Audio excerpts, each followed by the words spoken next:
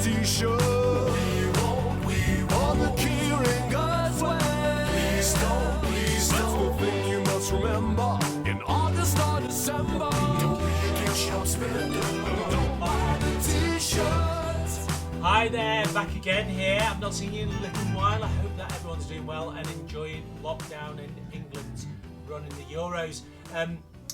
Got a new bike. The Honda CRF1000 Rally has been a fantastic bike for me. Learned a lot on it, but needed something more than anything just to get a little bit more distance on the road. We've got some plans to do some travelling, to do some touring. Originally was looking at a Tenere. That new Yamaha Tenere looked fantastic, was really keen on it, was looking at the prices of them as they climbed up and up and up. And as I was doing some research on them, saw the problem with the exhaust. So if you do have a Tenere, would love to know what you're thinking of them. They look great. The main problem though is that the exhaust tracks along a little bit lower here, and if you have the amount of unscheduled dismounts that I have, only a matter of time before that exhaust bracket gets bent in and it starts to foul that lower swing arm there. And then I started looking around. I looked at a few BMWs. I quite like BMWs. I think they've got a little bit of a quality problem with some of those newer ones. I spoke to a couple of pals of mine. There's a guy called Irish Flyer who's got one of these, a 2017, but a DCT. And then Mr. Fish, I don't know whether you've seen his channel. He's got, I think, a DCT Africa Twin. But then the guy that I really like is called Dork in the Road. I think he's Canadian or from Northwest states, kind of up in Washington, Seattle way.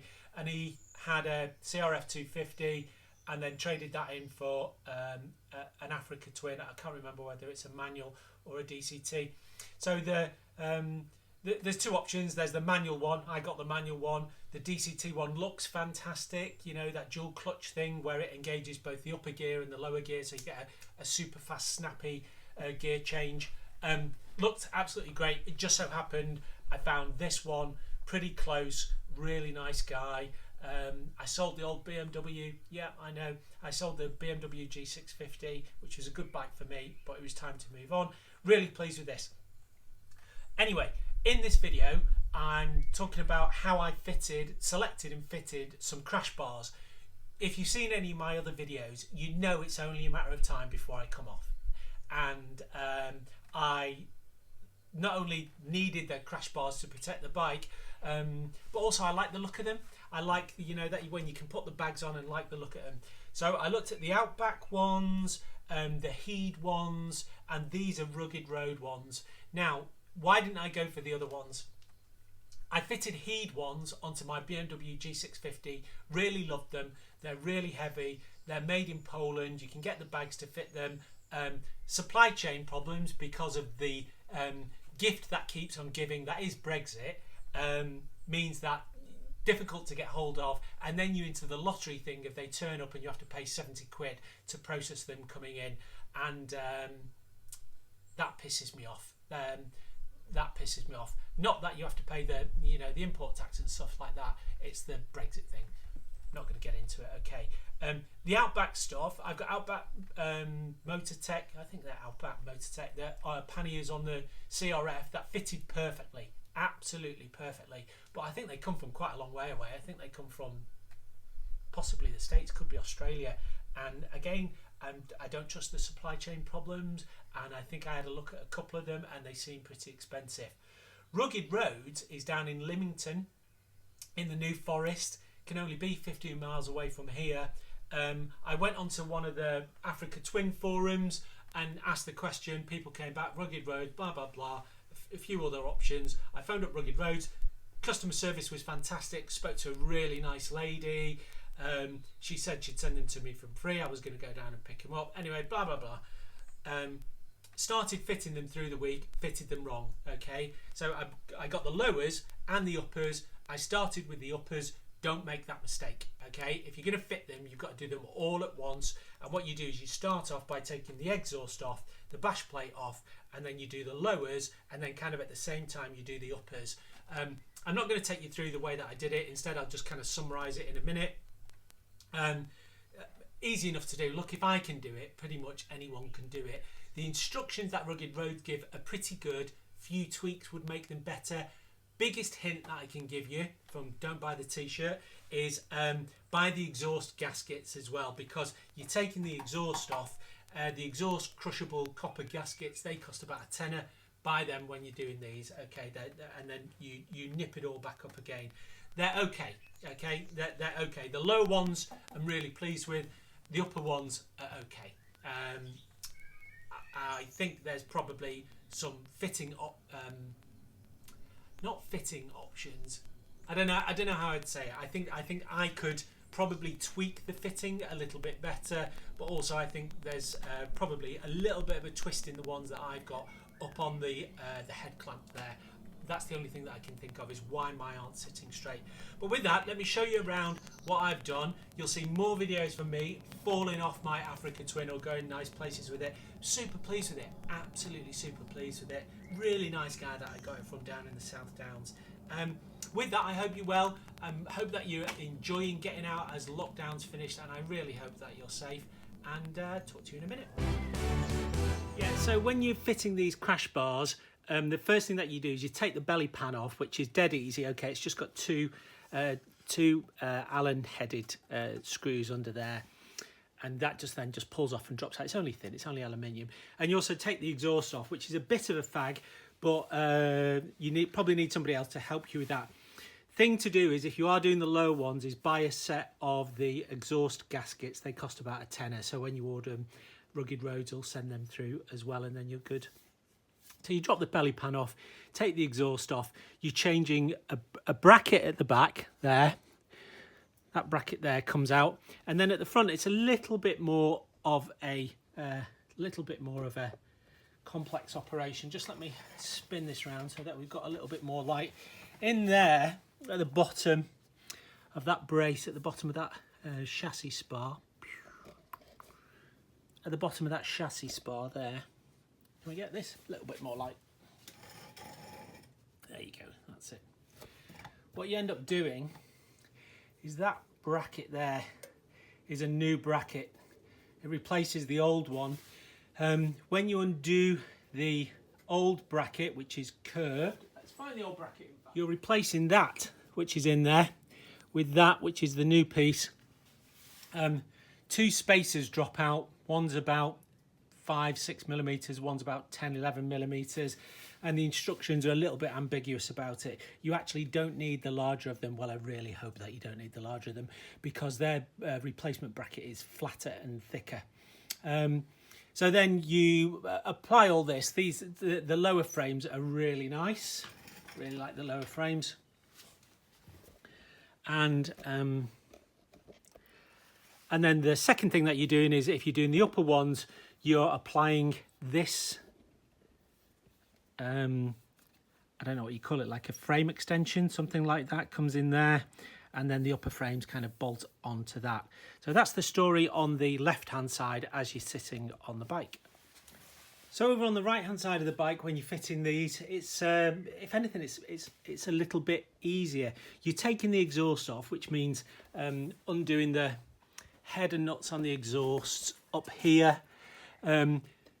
Talked about the gasket, so you know about that. When you do them back up again, I think it's 20 Newton meters that you're doing it up to. Double check, but you don't do them up too tight.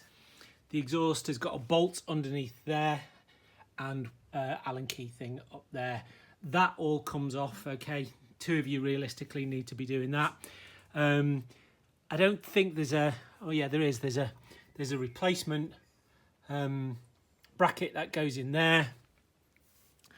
And I don't think there is a replacement bracket up at the front there. Yeah, I can't remember. You see the silver one, that's just at the back there.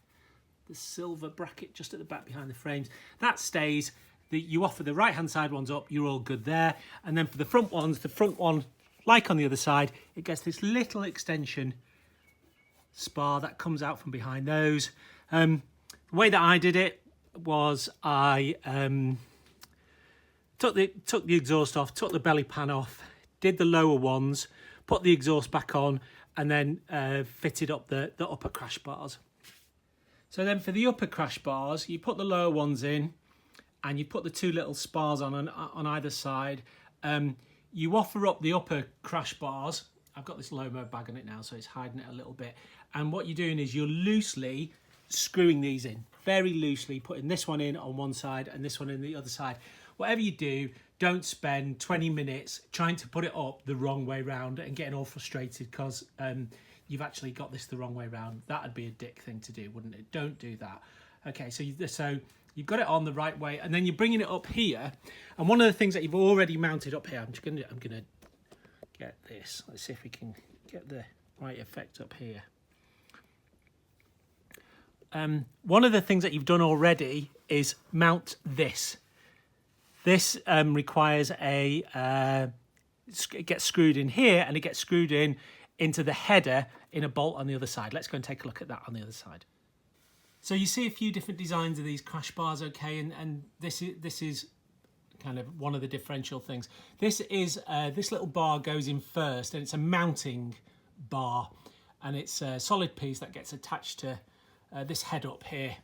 So you put that on first, then you mount those two little extension bars at the bottom of the engine, and then you offer up this big U-shaped frame. You've done it up lightly at the bottom, and then you bring it up, and then you attach it all to here. It's got two screws that go through that steel plate at the top and that bar for that short one, and then you attach this U-point up here. And at that point, you're into a little bit of manual adjustment in terms to get the spacing of the frames accurate on either side. So let me show you what I mean with that. So then when it comes to lining up these upper crash bars here, you've got to remember that this is being held by, it's basically on 3 points, okay? So it's not going to be perfect, this.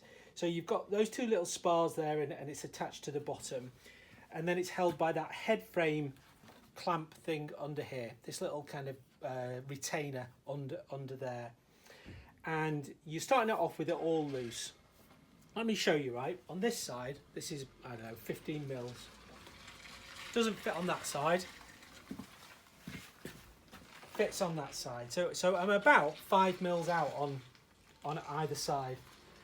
The way to do this is a big piece of tube here, and there's quite a lot going on there. There's a lot of curves that's going on. It's been welded there, so all this would have been done in a jig, okay? And then those welds would have got that bit really hot, and it all would have twisted and stuff like that. Even if it's on a jig, you're still going to get some twisting of this kind of thing. So, you fit it all in, and then you try and get it kind of about straight. And then what I did was, before I finished it off, before I tightened it up, I was, yanking on it to get it to the right kind of thing. And then I tightened it up, okay? Subsequently, I've been out, driven a little bit, brought it back, and it's kind of like this again. So all I'm going to do, I'm not going to get too OCD about this, but what I'll do is I'll loosen it off again and pull it onto a little bit. At the end of the day, I'm going to fall off anyway. I'm going to fall off anyway. So these are going to get crash tested. So then you put it all on, and then you're into just refitting the exhaust, and you are putting the bash plate on down the side. So let's get a bit more of a closer look here so that you can see what it looks like when it's done. So how does this look when they're all fitted? On the left hand side, you have got the down part of the upper frames comes in, hits that longer extension there that comes out. That's picked up off this new bracket here. You need this new bracket here for the lowers, okay? The uppers, I think, the uppers don't need it, actually. The uppers, you don't need that lower bracket. Hence why you need to do all of this at the same time as you're doing the uppers and lowers. This is this new thicker bracket that replaces the curved older one.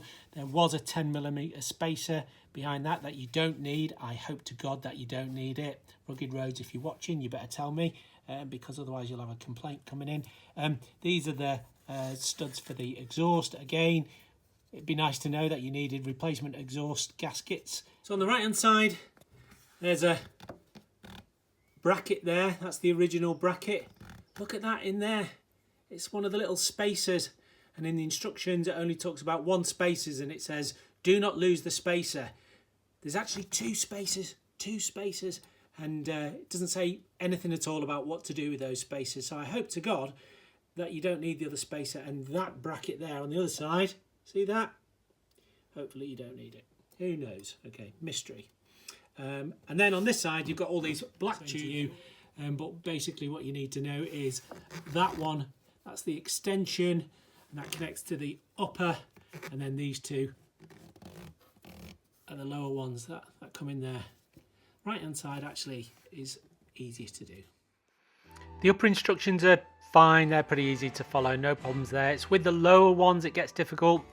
Parts A and B labelled the same, they're clearly not. One's the rear, one's the forward one. And then there's this thing about these spacers. There's actually 2 spacers, one on the left, one on the right. It says don't lose them, doesn't talk about where they go back. You actually don't need the one on the left hand side, but you do on the right. There's the parts that you end up with. So that's the story with the Rugged Roads crash bars. I think the bottom ones are fantastic. You know, I'm going to give them 10 out of 10. They're a bit of a dream. I can see them just working perfectly. The top ones, less kind of, don't really know about those. I don't know whether it's me fitting them, and that could well be it. Okay, it could well be it. Or there's a little bit of a twist in it, or I don't really know. Perhaps the bike's wonky, who knows, but I will endeavour to fix them. Rugged Roads, if you're watching and you want to give me a call and give me some advice, you've got my number. So I think the thing is when the weather gets better, a few more trips on the 250 rally, and then if the weather doesn't get any better, I'm going to down to the south of France or Spain on the AT, and I'll take you with me and we'll start to do some touring and stuff like that. You can probably see how the channel's developing a little bit, and we started off with the bikes and we're doing a little bit of travel, and now that lockdown's picked up, then we're going to go down the other way, and we're solidly into the don't buy the t-shirt world, which is where this is going to go. So this is my retirement gig, and that's exactly where we're going to go when I hang up my hat and decide to go and do something different. With that, I really hope that you've enjoyed this little thing. Let me know if you like it, great. If you don't like it, let me know as well. Like, subscribe, do whatever all these YouTube influencers do, and we will take you with us when we go and do more Don't Buy the T-shirt stuff in the future. Take care, bye. There's actually 2 fucking spacers, one on the left hand side and one on the right hand side, so don't lose both of them. And then when you're refitting it, the larger one, which is on the left hand side, you don't need, but you still need the one on the right hand side, because otherwise it doesn't fit properly.